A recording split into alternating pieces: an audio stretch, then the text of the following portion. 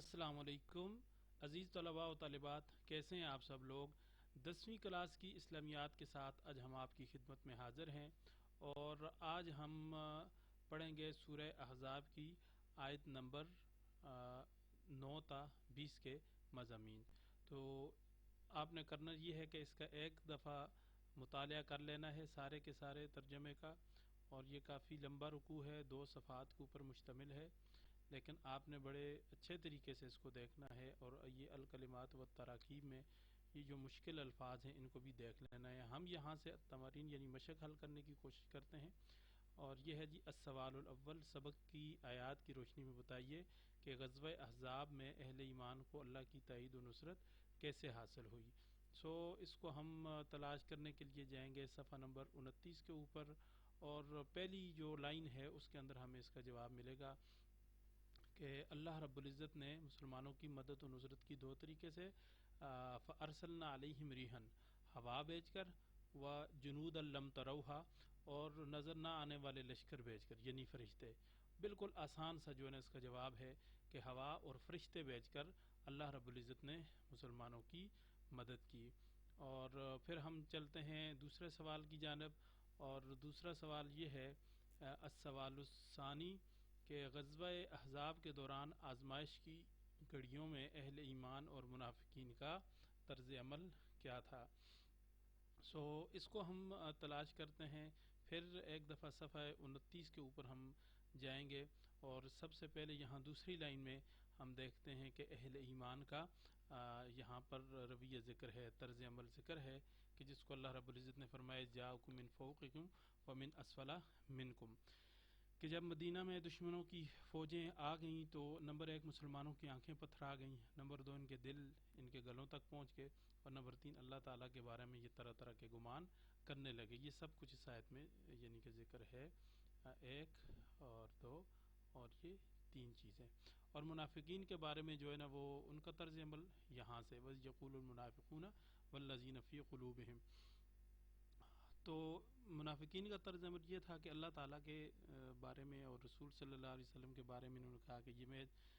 دھوکے کا وعدہ کر رہے ہیں،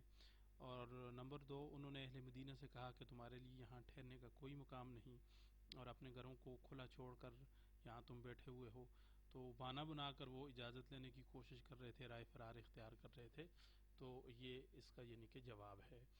اس آیت کے اندر وَإِذْ يَقُولُ الْمُنَافِقُونَ وَالَّذِينَ فِي قُلُوبِهِمْ، یہاں سے لے کے یہاں تک فرارہ تک۔ پھر اس کے بعد ہم جاتے ہیں اگلے سوال کی جانب، السوال الثالث، اور تیسرا سوال ہے جی کہ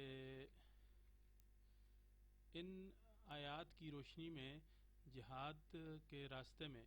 رکاوٹ ڈالنے والوں کے لیے کیا بات ارشاد فرمائی گئی ہے؟ المعوقین، تو اس کے لیے جو ہے نا وہ اس سے جو پچھلا صفحہ ہے یہاں اللہ رب العزت نے اس سوال کا جواب دیا ہے، اور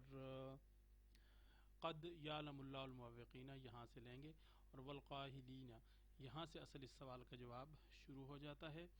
کہ جہاد میں رکاوٹ ڈالنے والوں کے بارے میں یہ فرمایا کہ وہ اپنے بھائیوں سے کہتے ہیں کہ ہماری طرف آ جاؤ، نمبر 2 کہ وہ جنگ میں بہت کم حصہ لیتے ہیں، ولا یأتون البأس الا قلیلا، اور نمبر 3 اشحۃ علیکم، وہ مسلمانوں کے بارے میں بخیل ہیں، اور نمبر 4 فإذا جاء الخوف رأيتهم ينظرون إليك تدور أعينهم، کہ خوف کے موقع پر ان کی آنکھیں اس طرح گھومتی ہیں جس طرح موت سے غشی والے کی آنکھیں گھومتی ہیں۔